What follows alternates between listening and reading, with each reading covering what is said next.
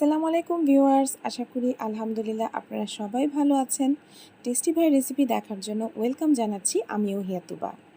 আজকে তৈরি করে দেখাবো মাছ দিয়ে একটা রেসিপি, ফিশ অ্যান্ড চিপস এবং সাথে পটেটো ওয়েজেস। যারা মাছ খেতে চায় না তাদের জন্য সুপার ডুপার একটা রেসিপি। আপনারা অবশ্যই এটা ট্রাই করবেন। বিশেষ করে বাচ্চারা যারা মাছ খেতে চায় না তারা অবশ্যই খাবে। এখানে আমি রুই মাছ নিয়েছি একটু বড় সাইজের, আর মাছগুলোকে একটু পাতলা করে কেটে নিয়েছি, আর মাছগুলোকে ধুয়ে পানিটা ভালোভাবে ঝরিয়ে নিয়েছি। এবার 2 টেবিল চামচ পরিমাণ আদা রসুন বাটা, 1 টেবিল চামচ দিয়ে দিচ্ছি সাদা গোলমরিচের গুঁড়া এবং উঁচু উঁচু করে 1 টেবিল চামচ দিয়ে দিলাম লাল মরিচের গুঁড়া। আপনারা যারা ঝাল কম খাবেন তারা এই পর্যায়ে লাল মরিচের গুঁড়াটা অ্যাভয়েড করতে পারেন এবং দিয়ে দিলাম স্বাদমতো লবণ এবং 1.5 টেবিল চামচ পরিমাণ লেবুর রস।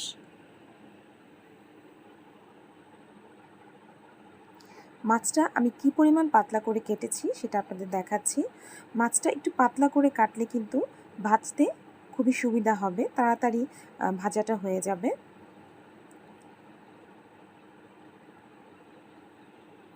এবার আলতো হাতে মাছগুলোকে মাখিয়ে নিতে হবে। আপনারা এখানে বড় সাইজের তেলাপিয়া মাছ অথবা অন্য যে কোনো মাছ নিতে পারবেন, যে মাছগুলোতে কাঁটাটা একটু কম থাকে। ভালোভাবে মাখিয়ে নিলাম। এবার ঢাকনা দিয়ে ঢেকে আধা ঘন্টার জন্য ম্যারিনেট হতে রেখে দিব। মাছগুলোকে ভাজার জন্য আমি একটা ব্যাটার তৈরি করব। ব্যাটারটা তৈরি করার আগে এখানে শুকনো উপকরণগুলো আমি একসাথে মিশিয়ে নিলাম। এখানে প্রায় 1.5 কাপ পরিমাণ ময়দা আছে, আর প্রায় 1.5 কাপ পরিমাণ কর্নফ্লাওয়ার আছে, 1 টেবিল চামচ লাল মরিচের গুঁড়া, 1 টেবিল চামচ গোলমরিচের গুঁড়া এবং স্বাদমতো লবণ। শুকনো উপকরণগুলো আগে ভালোভাবে মিশিয়ে নিলাম এবং এখান থেকে প্রায় হাফ কাপ পরিমাণ শুকনো উপকরণ তুলে রাখলাম আলাদা করে। আজকে আমি ব্যাটারটা তৈরি করব সোডা ওয়াটার দিয়ে। আপনারা যে কোনো ব্র্যান্ডের সোডা ওয়াটার নিতে পারেন। আমি অল্প অল্প করে শুকনো উপকরণের মধ্যে সোডা ওয়াটারটা দিয়ে একটা ব্যাটার তৈরি করে নেব। ব্যাটারটা কিন্তু অতিরিক্ত পাতলা হবে না, আবার অতিরিক্ত ঘনও হবে না। আপনারা দেখে নিশ্চয়ই বুঝতে পারবেন। খুবই মজাদার এবং কম সময়ে এই রেসিপিটা তৈরি হয়, খাবারটা তৈরি করা যায়। সো আপনারা অবশ্যই ট্রাই করবেন, বাচ্চারা কিন্তু খুবই পছন্দ করবে। ব্যাটারটা কিন্তু তৈরি করা হয়ে গেল, এটা এক সাইডে রেখে দিচ্ছি। এইদিকে আমি পটেটো ওয়েজেস তৈরি করার জন্য অনেকগুলো আলু নিয়ে নিয়েছি।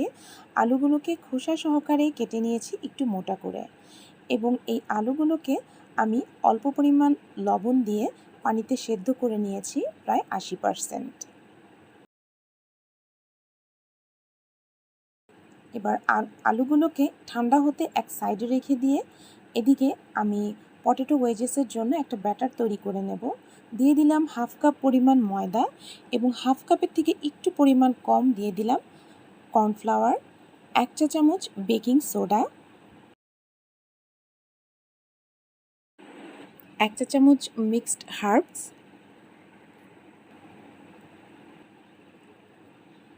1 চা চামচ নিচ্ছি লাল মরিচের গুঁড়া এবং হাফ চা চামচ চিলি ফ্লেক্স, 1 চা চামচ লবণ এবং ফ্রেশ ধনিয়া পাতা কুচি। আপনারা চাইলে এখানে ধনিয়া পাতা এবং পুদিনা পাতা দুইটাই দিতে পারবেন। আমি এখানে শুধু ধনিয়া পাতা কুচিটা দিচ্ছি। এবার সবগুলো উপকরণ একসাথে আগে মিশিয়ে নিচ্ছি। এরপর নর্মাল টেম্পারেচারের পানি অল্প অল্প করে দিয়ে আমি শুকনো উপকরণগুলো একটু মেখে নেব। যে ব্যাটারটা এখানে তৈরি করছি, ব্যাটারটা কিন্তু অতিরিক্ত ঘন হবে না, আর পানিটা কিন্তু একবারে দেয়া যাবে না, অল্প অল্প করে দিয়ে ব্যাটারটা তৈরি করতে হবে। দেখুন আমি চামচ দিয়ে দেখিয়ে দিচ্ছি যে কী পরিমাণ ব্যাটারটা ঘন হবে। দেখতে পাচ্ছেন অতিরিক্ত কিন্তু ঘন না, একটু পাতলা টাইপ হবে, যাতে আলুগুলোর উপরে হালকা পাতলা একটা আবরণ থাকে। এবার আলতো হাতে সবগুলো সেদ্ধ করা আলু আমি ব্যাটারটা দিয়ে ভালো করে মেখে নিচ্ছি।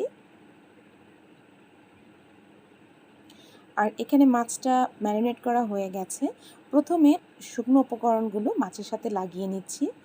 ভালো করে শুকনো উপকরণটা লাগিয়ে নেওয়ার পর আমি সোডা ওয়াটার দিয়ে যে ব্যাটারটা তৈরি করেছিলাম তার মধ্যে ডিপ করে দিলাম। মাছটাকে কিন্তু ভালো করে কভার করতে হবে, তা না হলে মাছটা ভাজার সময় কিন্তু যেখানে ফাঁকা থাকবে তার মধ্যে তেল ঢুকে কিন্তু সম্পূর্ণ মাছটা তেলতেলা হয়ে যাবে। এভাবে একে একে সবগুলো মাছ আমি ভেজে নিলাম। আর খুবই সাবধানের সাথে উল্টে পাল্টে দিতে হবে। মাছ যেহেতু একটু নরম জাতীয় খাদ্য, একটু তেলের মধ্যে ভাজা হলে কিন্তু নরম হয়ে যায়, সো একটু সাবধানে ভাজবেন। আর এদিকে আমি পটেটো ওয়েজেসগুলো ভেজে নিচ্ছি। আর পটেটো ওয়েজেসগুলো ভাজার জন্য তেলটাকে একটু ভালো করে গরম করে নিয়েছি এবং একটু স্পেস নিয়ে আলুগুলো ছাড়ছি। একসাথে করে অনেকগুলো দিলে কিন্তু যেহেতু ময়দা এবং কর্নফ্লাওয়ারটা দেয়া, সব একসাথে লেগে যাবে। এদিকে কিন্তু মাছ ভাজাটা হয়ে গেছে। একদমই সহজ এবং খুব কম সময়ে কিন্তু হয়ে গেল। আশা করছি আপনারা অবশ্যই এই রেসিপিটা ট্রাই করবেন। পটেটো ওয়েজেসগুলো যেহেতু সেদ্ধ করা, তো সময় আর বেশি লাগছে না। আশা করছি রেসিপিগুলো আপনাদের কাছে ভালো লাগবে। আর ভালো লাগলে অবশ্যই রেসিপির জন্য একটা লাইক দেবেন এবং আমার চ্যানেলটি যদি সাবস্ক্রাইব করা না থাকে সাবস্ক্রাইব করে আমাদের পাশে থাকবেন। ভালো থাকবেন, সুস্থ থাকবেন। পরবর্তী রেসিপি নিয়ে আবার হাজির হয়ে যাব আপনাদের মাঝে। ততক্ষণের জন্য আল্লাহ হাফেজ।